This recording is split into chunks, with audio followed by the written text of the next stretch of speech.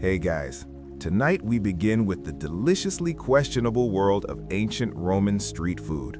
From greasy thermopolia counters to honey-soaked fig cakes eaten in the shadows of marble columns, Roman junk food wasn't just fuel, it was flavor, status, and survival, all rolled into one mystery sausage. So before you get comfortable, take a moment to like the video and subscribe, but only if you genuinely enjoy what I do here. And let me know in the comments where you're tuning in from and what time it is for you. It's always fascinating to see who's joining us from around the world. Now, dim the lights, maybe turn on a fan for that soft background hum, and let's ease into tonight's journey together. You're trudging through a sun-baked Roman street in your worn-out sandals, your tunic clinging to you in all the wrong places, and you're nursing the kind of headache that only comes from drinking 5 cups of watered-down wine and making bad decisions at the bathhouse. You're not in the mood for a formal meal. You're not about to spit roast a pig or debate olive varieties with your neighbor. No, you need something immediate, greasy, possibly regrettable. Something that won't ask too many questions and won't mind if you eat it with one hand while using the other to shoo away pigeons. Enter the thermopolium, Rome's gloriously chaotic cake on a street food joint.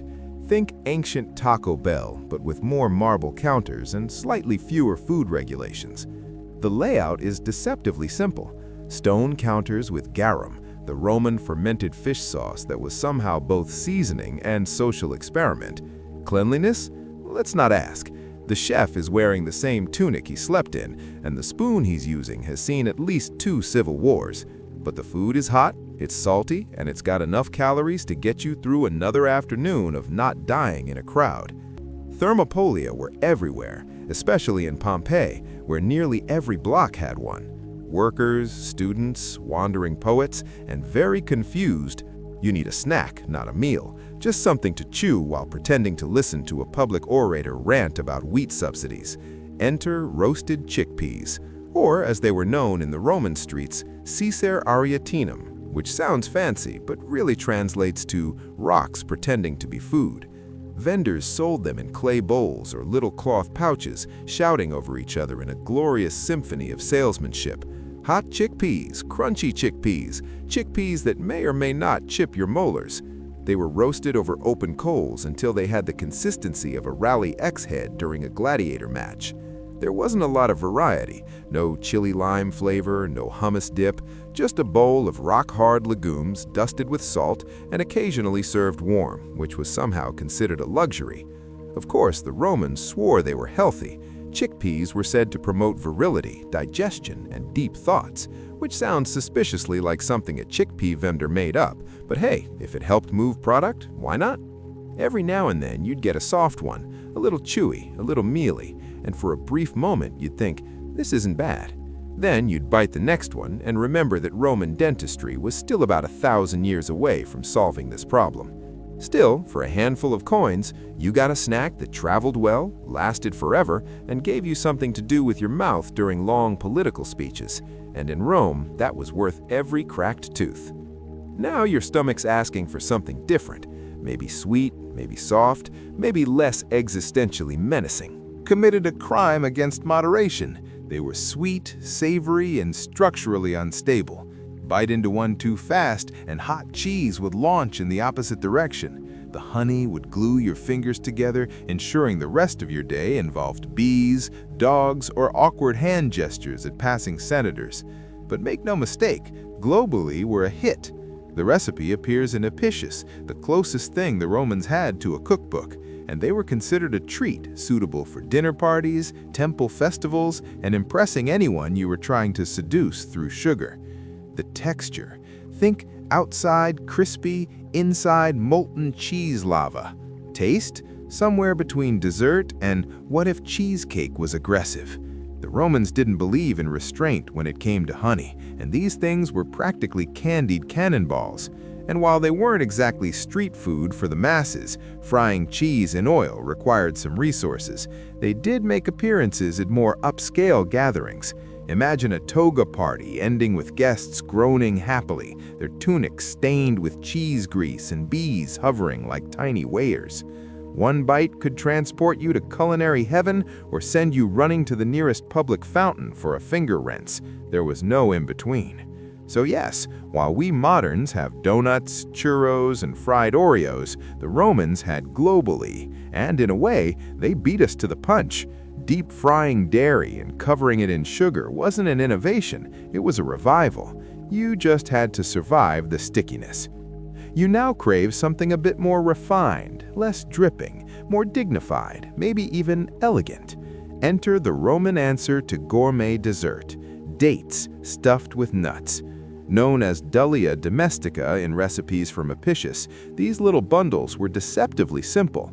Take some fresh dates, sticky, brown, squishy, and already halfway to jam. Remove the pits and cram them full of finely chopped almonds or walnuts. Then drizzle with honey or roll them in it or drown them entirely, depending on your social status and disregard for subtlety. At first glance, they look harmless, a rustic little sweet, the kind of thing you'd hand to your grandma and feel proud. But beware, these things were dense, densely packed, densely flavored, and if left out in the sun too long, dense enough to cause dental trauma. Imagine nature's candy turned into a polite form of edible masonry. They weren't just for nobles, though the rich definitely flaunted them at feasts. Slaves and working-class citizens occasionally got their hands on dried dates too, especially around festivals when indulgence was briefly encouraged and digestive consequences were quietly ignored. The texture was, well, enthusiastic. The date provided chewy resistance, the nut added a crunchy surprise, and the honey acted as ancient Roman superglue.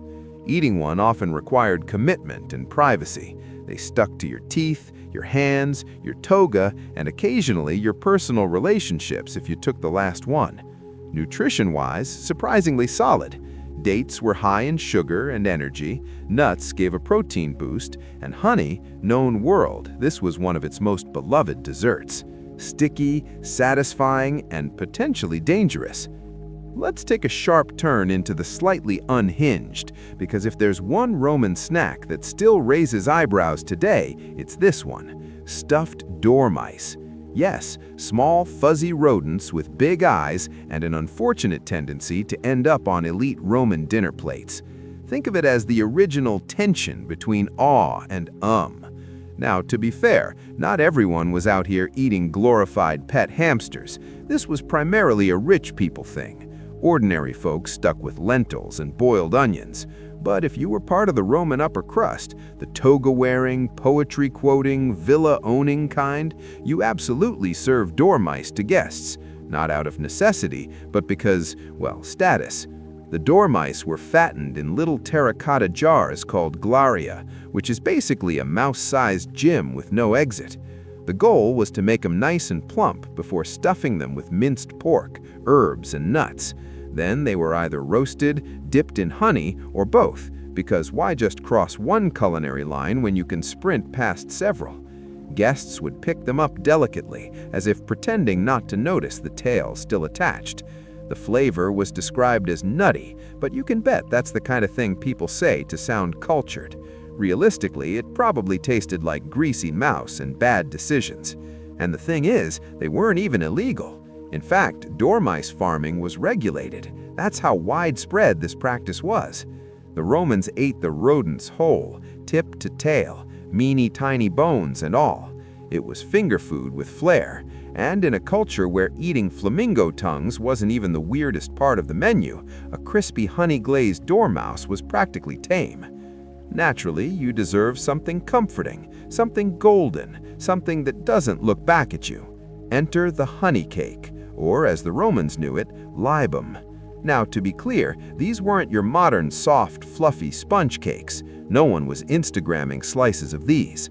Roman honey cakes were dense, weighty, more like a sweet brick than a dessert.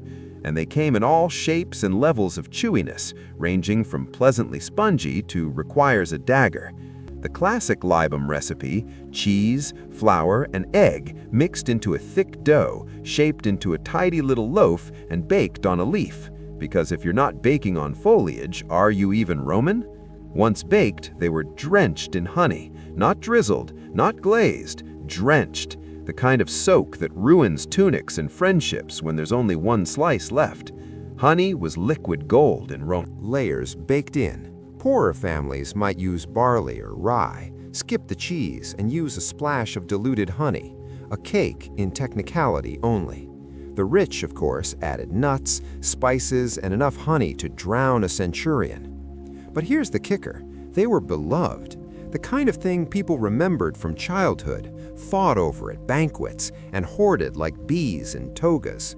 They weren't fancy, they weren't pretty, but they were sweet, sticky, and capable of triggering property disputes. Imagine waking up in ancient Rome. The streets are already noisy, your neighbor is shouting about overdue amphorae, and your head is pounding from last night's 1 cup of diluted wine that turned into 4. You're groggy, broke, and late. Naturally, you reach for breakfast, but not eggs, not fruit, not even a proper meal. No, you're going with the classic Roman start to the day, stale bread soaked in wine. Yes, it was a thing. Romans called it sopian venom, which sounds like a spell, but just means bread in wine. Essentially, you took old hardened bread, because fresh bread was either expensive or mysteriously missing, tore it into chunks, and drowned it in whatever wine-like substance was lying around. It wasn't luxurious, it wasn't pretty, it was Roman cereal, minus the milk, sugar, and joy. But it got the job done. The wine softened the rock-hard bread just enough to make it chewable. Red or white didn't matter. If it had fermented grapes in it and was vaguely liquid, it was going in. Occasionally, people added herbs or honey, but that was for special occasions, or if you were trying to impress someone who'd already seen you eat dormice. It was a breakfast of necessity and efficiency. Farmers ate it before a day in the fields, laborers ate it before hauling bricks in the sun, philosophers ate it while pretending not to cry in public. If coffee jump-starts modern civilization, this was Rome's lukewarm, wine-flavored equivalent. Of course, the elite mocked it while secretly indulging in their own versions, using aged wine, honeyed bread, and the smug expression of someone pretending to slum it for the experience. But for the average Roman, this was the real start to the day. And here's the twist. Sometimes it wasn't even breakfast. Some people just dipped bread in wine constantly, during meals, during speeches, during casual eavesdropping in the forum. It was a food, a drink, and a lifestyle choice. Was it nutritious? Barely. Was it dignified? Not especially, but it was soft, cheap, and soaked in alcohol, which in ancient Rome qualified as a win. Ah, sausages, humanity's age-old solution to the eternal question, what do we do with the leftover bits? And nowhere was this meat wrangling more enthusiastically embraced than in ancient Rome, where sausage making was less about recipes and more about pushing the boundaries of what could legally be considered food. The Roman version, lucanica, a sausage named after the region of Lucania, though by the time it hit the stalls of Rome, nobody really cared about geography. What they cared about was that it was salty, greasy, spicy, and suspiciously chewy. Ingredients? Well, that's where things get exciting.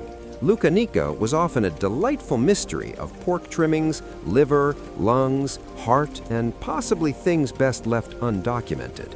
Seasoned with pepper, cumin, fennel seeds, and a dash of bravado, it was then stuffed into an intestine casing and grilled, fried, or smoked to mask the existential horror within. And Romans loved them. Street vendors grilled them openly on small braziers, releasing clouds of meaty perfume into the already chaotic city air. People would line up, toga askew, coins in hand, waiting for their hot, greasy fix. Athletes ate them for energy. Philosophers ate them and then questioned their own ethics. Children begged for them and immediately regretted it. Of course, sausage quality varied wildly. The ones at imperial feasts might be finely ground and delicately spiced. The ones on the street, let's just say the less used sausage in his pouch. It was calorie-dense, flavor-rich, and durable enough to double as a self-defense weapon if necessary. Let's talk about Roman pancakes, or as they might have called them, flat disappointment with a drizzle of hope. In theory, atrilleria sounds promising. It translates to another sweet, and was essentially a basic pancake made from spelt flour, eggs, and milk. Sometimes honey got involved, sometimes not. And that inconsistency alone tells you exactly what kind of emotional roller coaster this food was. You'd mix the batter, pour it into a pan over a fire that may or may not be cooperating, and let the magic happen. Except Roman magic didn't involve fluffy stacks or maple syrup. These pancakes were thin, dense, and just sturdy enough to qualify as edible flooring. If you were lucky, they'd be fried in a bit of oil and served with a generous helping of honey, maybe a sprinkle of poppy seeds if someone was feeling festive. If you weren't lucky, you got the version with no toppings, no sweetness, and the texture of a legal document. Still, they were popular, cheap, easy to make, and surprisingly versatile. They could be sweet or savory, eaten hot or cold, served at festivals, funerals, and that awkward space between breakfast and guilt. Romans weren't looking for a breakfast revolution. They just wanted calories that didn't bite back. But make no mistake, if you're imagining a modern pancake with strawberries and whipped cream, adjust your expectations downward immediately. These were the kind of cakes that required strong teeth and low emotional standards, more fuel than food, more endurance snack than indulgent brunch. Yet they had their place. They filled stomachs. They paired decently with wine. They made you feel, however briefly, that you had some control over your life, which in a world of invasions, political backstabbing, and mystery meat sausages was no small comfort. And sometimes, just sometimes, the batter would crisp just right on the edges. The honey would caramelize, and you'd think, this is almost good. That fleeting joy was the Roman pancake's true legacy, setting the bar low enough to be pleasantly surprised. So were they bland? Yes. Were they adored, somehow? Also yes, because in Rome, even mediocrity had its moment, preferably served with honey. There's a certain honesty in Roman cuisine. They didn't pretend things were fancy. They didn't trim the fat. And when it came to fish, they certainly didn't waste time with tidy fillets or delicate portions. No, they went straight for the bits. Fried, salty, sometimes unrecognizable, always crunchy. Imagine this. You're wandering the docks of Ostia, or maybe just downwind from a fishmonger in the Subura. You catch a whiff of something sizzling, something fishy, something that's probably been sitting out since sunrise. You follow your nose, and there it is, a greasy tray of fried fish parts, lovingly coated in oil and what might be flour or might be street dust. No one's sure anymore. What were you getting exactly? Well, fish heads, tails, fins, and anything small enough to toss whole into a pan. Anchovies were a favorite, sardines too. Occasionally, the Romans would venture into mystery seafood territory and fry whatever creature happened to flop into the net that day. The cooking method was simple. Heat up some oil, toss the fish in, and hope they crisp before they burn. Sprinkle with salt, maybe a squirt of vinegar if you were feeling aristocratic, which, let's be honest, it was usually optional. And these little crunchy sea creatures were everywhere. Thermopolia served them, market stalls shouted about them, kids bought them as snacks, and everyone knew if it's been fried hard enough, you don't have to ask what part of the fish it was. Nutritionally decent. Omega-3s, protein, calcium from the bones you were absolutely crunching through, and a lingering scent of the Mediterranean that stayed with you for days. But here's the magic. People loved it. Romans weren't looking for elegance. They wanted salt, fat, and crunch, and these fish bits delivered, loudly, greasily, in a way that told your stomach, yes, I'm full, and told your dignity, we don't talk about this. By now, you've eaten bread soaked in wine, sausage stuffed with mystery, and a pancake that legally qualifies as a construction material. Maybe you're craving something wholesome, something fruity, something that says, I made good, and vaguely alarming if stored improperly. The taste? That depended on how long the figs had been sitting in the sun. Best case scenario, rich and naturally sweet. Worst case, a tangy flavor profile one could charitably call surprising. Sometimes they added honey, which helped. Sometimes they didn't, which didn't. Some versions included sesame seeds, creating a snack that stuck to your teamers like emotional baggage. Others were wrapped in leaves for easy portability and plausible deniability. But despite their humble origins, these fig cakes really traveled. Soldiers carried them on long marches, travelers packed them for voyages, and even citizens at Rome kept them on hand for a quick snack. It was calorie-dense, flavor-rich, and durable enough to double as a self-defense weapon if necessary. Decisions. Let's start with fried cheese patties, a common treat at thermopolia and taverns.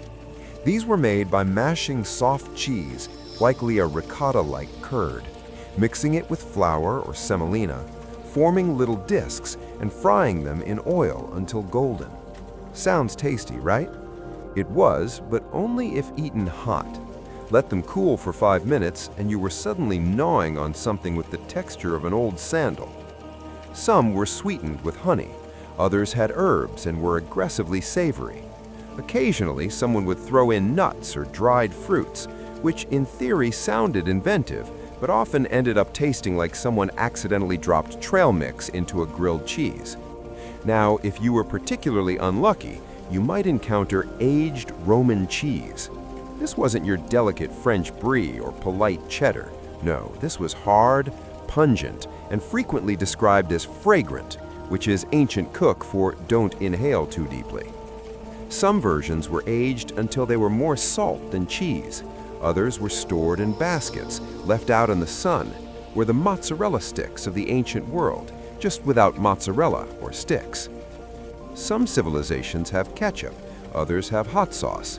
Ancient Rome, they had garum, the fermented fish sauce that somehow ended up on, in, or near just about every edible object in the empire. Let's be clear, garum was not subtle, it was not elegant, it was not something you lightly drizzled. It was fermented fish juice made by stuffing fish guts into clay pots, adding copious salt, and then leaving the entire mixture to sit. Liquamen, alec, and other variations were sold across the empire with labels boasting origins, purity, and probably imaginary health benefits. Think of it as the ancient Roman version of organic artisanal soy sauce, but with more intestines. Now, it should be noted that the smell of garum production was so bad it was legally restricted to outside city limits. That's right, even in Rome, where sewage flowed freely and public baths were occasionally experimental at best, garum factories were banned from the neighborhood. But once bottled and shipped, it was gold. Emperors hoarded it, cooks swore by it, hungry citizens slathered it on nearly anything that didn't move. It was Rome's favorite flavor bomb and its most widely tolerated olfactory crime. Did people actually enjoy it? Apparently, yes. They praised it in poems. They included it in cookbooks. They wrote love letters to recipes that began with, "First drown everything in garum." Was it healthy? Possibly. Was it overwhelming? Always. Did it add something magical to fried caras? Mostly. Wander through the hectic Roman street marketplace, the Forum, the port at Ostia, the back alleys of Subura, and you'd hear the unmistakable sound of nuts roasting on open coals. Not in the cozy holidays-scented way, more like the smell of burning street cart mixed with salted temptation. Your choices? Almonds, walnuts, hazelnuts, and pine nuts, though the latter could cost a small fortune and possibly your dignity if you dropped them. Most were roasted, lightly salted, and sometimes flavored with herbs or honey. Simple, addictive, pocket-friendly. Vendors sold them in little paper cones made of recycled wax tablets or papyrus scraps, which occasionally still had grocery lists or bad poetry scribbled on them. Bonus entertainment. And the Romans, they went nuts for nuts. Philosophers munched them while pondering mortality. Gladiators downed them for protein. Drunken party guests tossed them into mouths and sometimes amphorae with varying degrees of accuracy. Even the emperors snacked on them, though theirs were peeled, gilded, and likely carried to them on a silver platter by someone with anxiety. Some were even candied. Almonds coated in honey were the closest thing Rome had to peanut brittle, and they were equally capable of cracking a tooth or winning your affection, depending on how fresh they were. Of course, there were downsides. Overeating nuts, especially the garum-dusted kind, could lead to indigestion, social consequences, and dramatic readings of your last will and testament. But that didn't stop anyone, because street nuts were fast, cheap, and deeply satisfying. They were the original Roman vending machine. Insert a coin, receive crunchy joy. No fuss, no mystery meat, no chorus tales, just a handful of salty delight in a city powered by wine, ambition, and low-grade chaos. You've partied like a senator, you've bathed in wine, sung badly at a Saturnalia feast, maybe kissed someone who turned out to be your cousin's cousin's slave. It's the morning after. Your toga's on sideways, your mouth tastes like garum into spiced wine known as posca ovata. Think of it as a protein shake, minus refrigeration, hygiene, and joy. Slug it down and try not to gag while someone older than the Republic insists it restores your humors. Still woozy? Time for a snack platter from Etruscan hell. Olives, garlic, vinegar-soaked onions, and maybe a bite of pickled fish, because nothing clears the sinuses like salty brine and regret. One famous option, fried cabbage with cumin and oil, supposedly miraculous, realistically greasy, pungent, and boy. Wide-eyed, shark-minded, and already forged in the fire of revenge. The year is around 237 BCE. Carthage, the once proud North African power, has just lost the First Punic War to Rome, and the man nursing that wound deeper than anyone else, Hamilcar Barca, the boy's father. He wasn't just a general, he was a symbol of Carthaginian resilience, fierce, brilliant, and bitterly humiliated by Rome's victory, and he wasn't done fighting. So when Hamilcar prepared to leave for Iberia, what we now call Spain, to rebuild Carthage's strength and carve out a new empire, he took his 9-year-old son with him. But this wasn't a bonding trip, this was indoctrination. Before they departed, legend says Hamilcar brought Hannibal to the Temple of Baal and had him place his tiny hand on a bloody sacrificial altar. There he made his son a sacred oath that he would never be a friend to Rome. Not tolerate, not ignore, never be a friend. Think about that. Not many kids are raised with math, swordplay, and a lifelong Hamler died, and command passed to Hannibal's brother-in-law, Hasdrubal. The boy was already hardened. When Hasdrubal was assassinated years later, Hannibal, now 26, was voted by the army to take command. Not the Senate, not the elders, the soldiers, the ones who had seen him grow up, fight, and lead. And in that moment, the oath of a child hardened into the mission of a man. Rome may have won the first round, but Hannibal Barca was about to change everything they thought they knew about warfare and about fear. Hannibal didn't wait to warm the commander's seat. The moment he took control of the Carthaginian forces in Iberia, he unleashed a campaign so brutal, so effective, that it would make Rome twitch from across the sea. He began with the tribes of Hispania, fractured, proud, and constantly at each other's throats. Instead of marching in like a conqueror, Hannibal used diplomacy, marriage alliances, and bribery to win some of them over. For the rest, he used steel. Tribes that resisted were crushed with a mix of battlefield brilliance and overwhelming doses. As Carthage's power grew in Iberia, Rome began to feel the pressure. They had signed a treaty with Hasdrubal before his death, which said Carthage wouldn't cross the Ebro River. But Hannibal wasn't interested in Roman paperwork. He had a much bigger game in mind. So he targeted the city of Saguntum, a Roman ally just south of the Ebro. Attacking it wasn't just bold, it was practically a declaration of war. Rome watched nervously, unsure if Carthage would restrain this ambitious young general. Spoiler alert, they didn't. The siege of Saguntum was brutal and efficient. Hannibal starved them, bombarded their walls, and finally overran the city. Survivors were either killed or sold into slavery. Rome had its answer. Hannibal wasn't bluffing, and he wasn't afraid. The Roman Senate was outraged, of course. They demanded Carthage hand over Hannibal for violating the treaty. Carthage's response? A collective shrug. The Senate debated, the nobles bickered, but no one had the guts, or perhaps they were death traps, snow-covered, treacherous, crawling with hostile tribes, No sane general would attempt it, especially not with thousands of soldiers, pack animals, and a handful of African war elephants. But Hannibal wasn't aiming for sanity. He was aiming for shock and awe. In 218 BCE, he began the most daring military maneuver in ancient history. With an army of around 50,000 men and 37 elephants, Hannibal marched north from Iberia, crossing the Pyrenees, skirmishing with Celtic tribes. Freezing winds and starvation killed thousands. Supplies ran low, morale plummeted, men began to desert, elephants slipped on the icy paths and plummeted into ravines. One soldier reportedly had to chisel frozen horse hooves free from icy rock with a pickaxe. But Hannibal kept moving. He rallied his men by pointing to the distant plains of Italy, promising them rich farmland, plunder, and revenge against Rome. He used fire to shatter ice, vinegar to weaken rock, and sheer will to drag his army over nature's glorious one that would restore Roman pride after Hannibal's ridiculous Alpine stunt.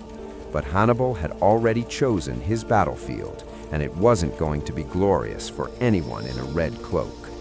The place was Lake Trasimene, a foggy, narrow valley with water on one side and steep hills on the other, perfect for an ambush. Hannibal stationed his infantry in front, clearly visible like bait. He then concealed his cavalry and elite troops in the hills, hidden in the early morning mist. On June 21, 217 BCE, were dead, thousands more captured, and Hannibal, he didn't lose a single officer. The ambush at Lake Trasimene became the largest and most successful ambush in military history. Rome panicked. Streets filled with screams and prayers. Mothers wept. The Senate, in despair, appointed a dictator, Quintus Fabius Maximus, to deal with the crisis. But Hannibal wasn't finished.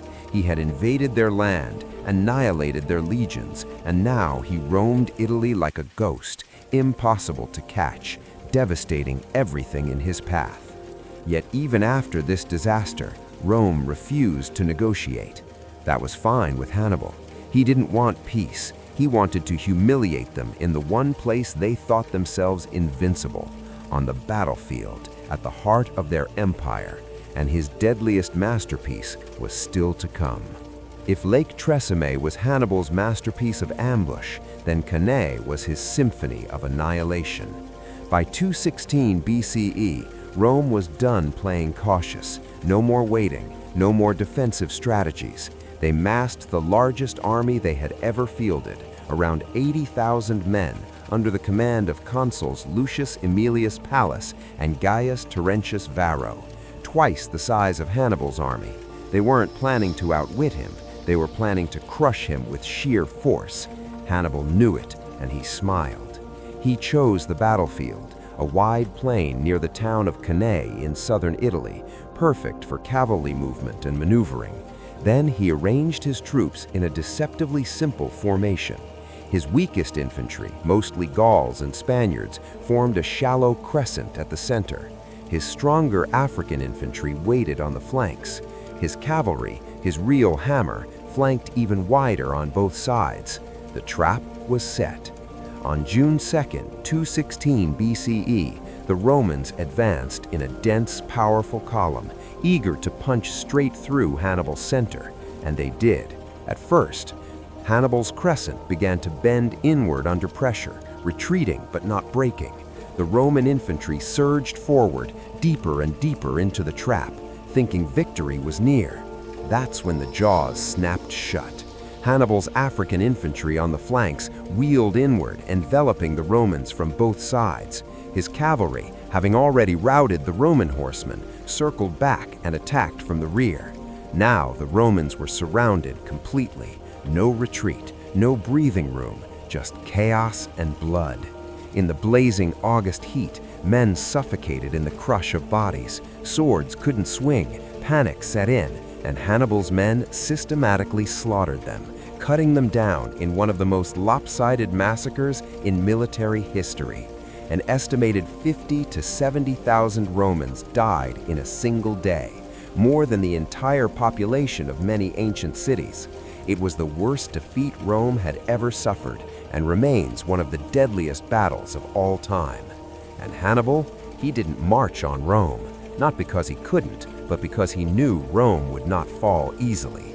He needed reinforcements from Carthage, siege equipment, and time. But Carthage hesitated. Even after handing Rome its